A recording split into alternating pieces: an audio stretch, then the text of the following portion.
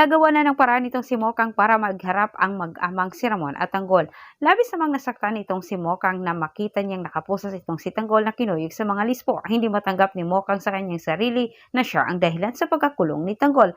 Kahit nag-isip ng paraan itong si Mokang upang makabawi siya kay Tanggol, sakto naman sa puntong ito ay tumawag din itong si Ramon kay Mokang para kamustahin sa kanilang napag-usapang kasal.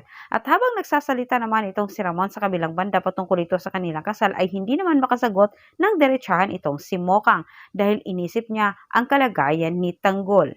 Nagtataka naman itong si Ramon sa naging boses ni Mokang. Batid niya na may dinamdam itong si Mokang na problema kaya tinanong niya itong si Mokang tungkol ba ito sa kanyang tatay.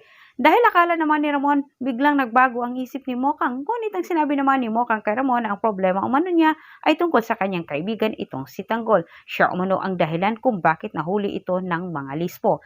Natataranta naman itong si Ramon matapos din naman niyang narinig ang pangalan ni Tanggol na magkapareho umano ng pangalan sa kanyang anak. Ang buong akala naman ni Ramon na kanyang anak ito dahil sinabi naman ni Mokang ang buong pangalan. Pinapunta kagad ni Ramon itong si Mokang sa mansyon para mapag-usapan umano nila ang kanilang kasal at sa problema nitong kaibigan si Tanggol. Sa kanilang pag-uusap naman, nakursanadahan pa naman ni Ramon na una nilang pag-usapan patungkol ito sa problema ni Mokang na itong si Tanggol. Ngunit nakatawag atensyon para kay Ramon ang paglabas naman ni Rigor sa balita. Kasunod din ang paglabas ni Tanggol na kinuyog ito sa mga lispo. Nagulat naman itong si Mokang sa naging reaksyon ni Ramon. Kahit naitanong niya kay Ramon kung kakilala ba nito si Rigor o kaya si Tanggol.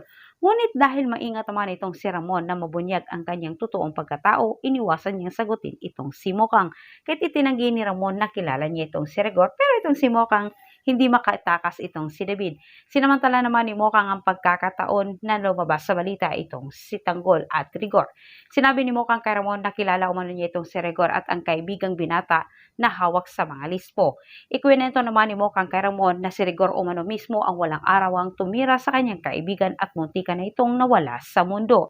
Tinanong naman ni Ramon itong si Mokang kung pang-ilan umano itong kaibigan niyang si Tanggol sa anak ni Rigor at ni Marites. Sinabi naman ni Mokang na ito umano ay panganay at simula't bata pa ay hindi umano ito nakaranas ng maayos na pagtrato ni Rigor dahil puro pasakit lamang ang ibinigay ni Rigor dito kay Tanggol. Sa kabilang banda, nanginginig naman sa takot itong si David matapos din naman lumabas sa balita ang kanyang tatay. Sigurado itong si David na napanood na ito ng kanyang tatay-tatayang si Ramon umano.